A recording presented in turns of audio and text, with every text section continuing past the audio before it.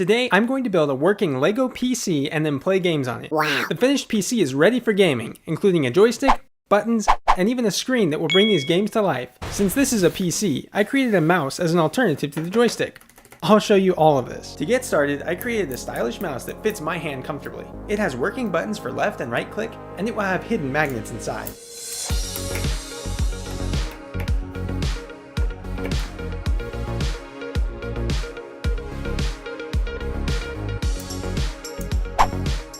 The magnets will allow the location and mouse click information to be sent to a controller in a special way that I'll explain later.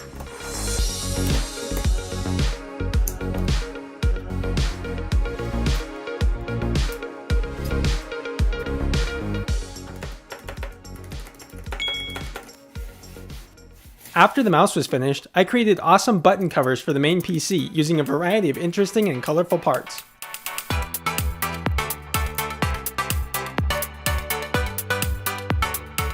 Then I started on the joystick. I considered using this or this as joystick handles, but I really wanted to use a LEGO ball like this one. There isn't a great way to attach this ball, but I eventually discovered a way to hold it. I used some yellow Technic axles to make the handle more colorful.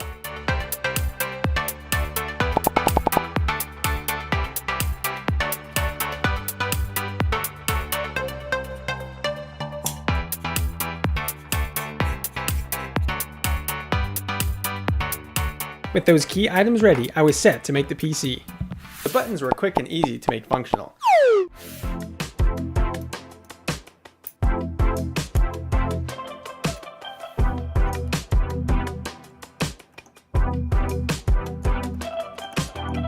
After that, I started creating a mechanism to detect the joystick position.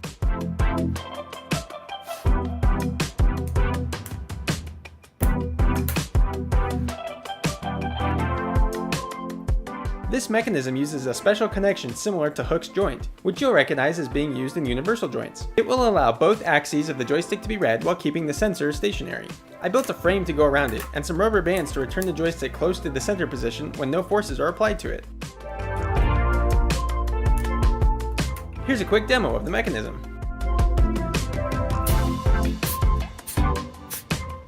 Now imagine these two orange arrows are sensors that can read angle. You can see that both axes can be read independently, and together they will be capable of reading position for a 2-axis joystick. Now if only we had high-resolution encoders to monitor the angle. Oh wait, we do! This is the Glidewheel AS from MindSensors.com, the sponsor of this video. The Glidewheel AS has a small footprint, and it fits with Technic, not to mention the low-friction encoder design that is key for a mechanism like a joystick.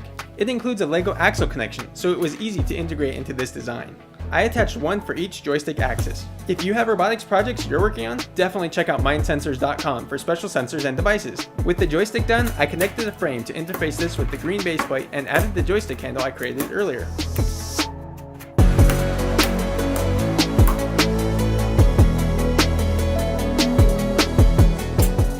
Now I just need to make it look cooler. These large gear rack arcs and some other gears will help with that, all while hiding the mechanism underneath.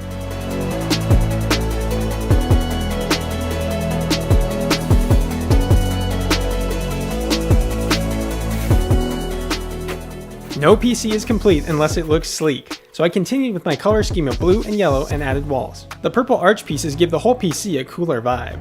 I slipped the wires out of the slot I left for them and prepared the controller, an NXT. Wait, why an NXT and not a newer generation? Long story short, there's an open source software called NextScreen I'll be showing you that can pull an NXT much faster than the newest version can for an EV3. This will be key, and you'll soon see why. I considered using these hinging plates to interface the PC to the NXT, but decided instead to use these Technic parts that can change angle. I plugged in the cables and finished off the PC by adding a top cover. After adding the button covers, the PC is portable and fully functional, minus the programming for the actual games. The buttons look great and function really well, and the joystick is going to be a blast to play with. The only downside is that the screen is kind of small for playing games on, so I opted to create a much larger screen with a built-in kickstand that will slide right over the NXT. This is pretty revolutionary in its design. These games always had to be played on a small screen. That is, until now. We'll need to use that open source software NextScreen pretty soon. And now we just need to finish off that mouse alternative. With another green base plate, I started creating this special mouse pad that will allow our magnetic mouse to be tracked. There will be 2 independent axes, each with their own MindSensors Glidewheel AS to capture mouse position.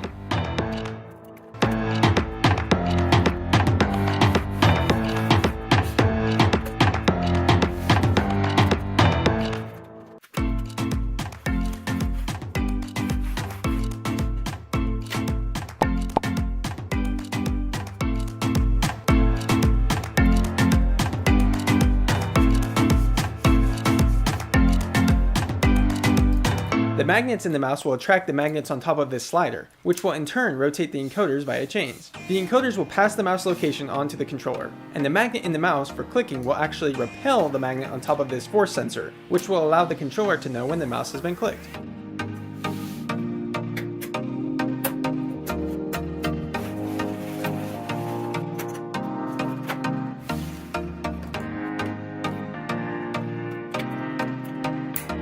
I started putting together a wall to hide the mechanisms, but I figured I'd test the mechanisms first before I finished. I'm glad I did, because sadly there was a major flaw.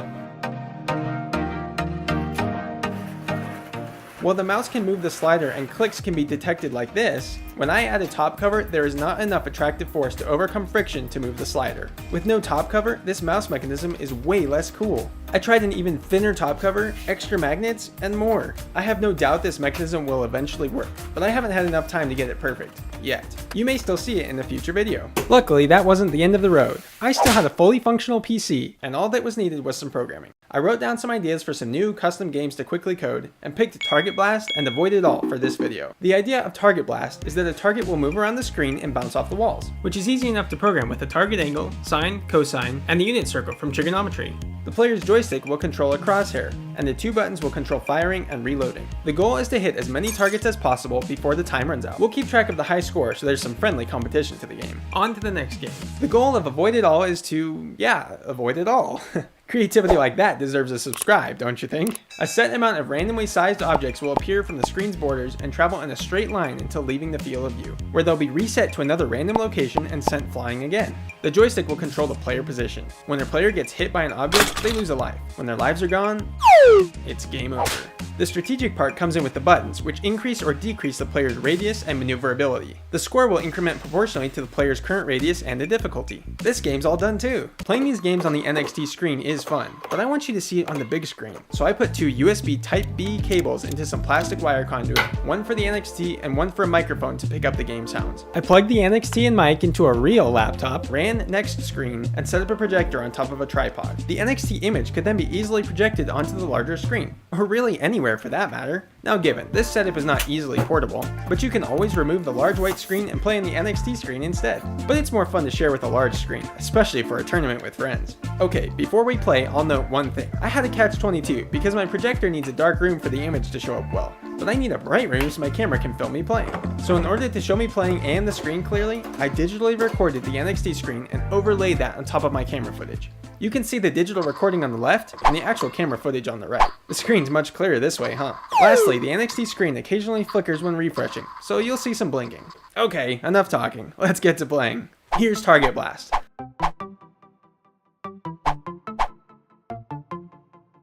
I'll play on medium difficulty to start with, and then try insane mode.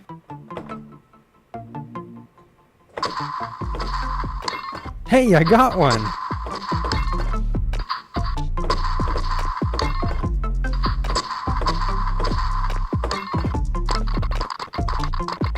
Time's almost up. Maybe I can get one more. Whoa, 3 in a row. Not too bad. Okay, I'm ready for insane mode. At least, I think.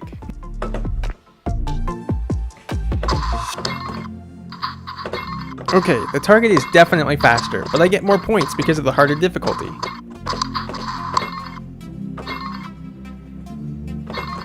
Alright, another 3 in a row.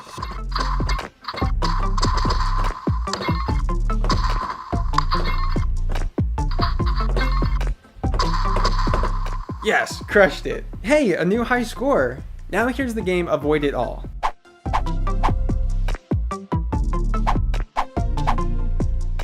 I'll start with medium difficulty because insane is, well, insane. By the way, don't let this game influence you to avoid hitting the subscribe button. If you don't subscribe for the content, subscribe for the lame puns at least. Whew, that was close. This is honestly super fun. While I was filming this video, I had to constantly stay focused, otherwise it was too easy to get sucked into playing over and over. Ah, 2 collisions in a row. Now for insane difficulty. Alright, here we go.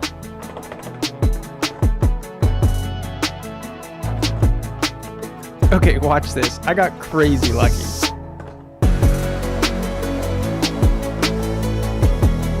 one more time in slow-mo.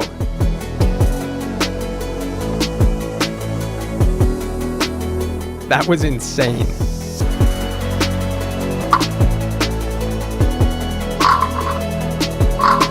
Well, not as good as last time, but definitely a blast to play. The best way you can help me keep making this content is by sharing this video on your social media. Watch one of these other amazing creations too. Leave a comment to let me know which game you liked best, or shoot me a new game idea for this PC. Thanks for watching.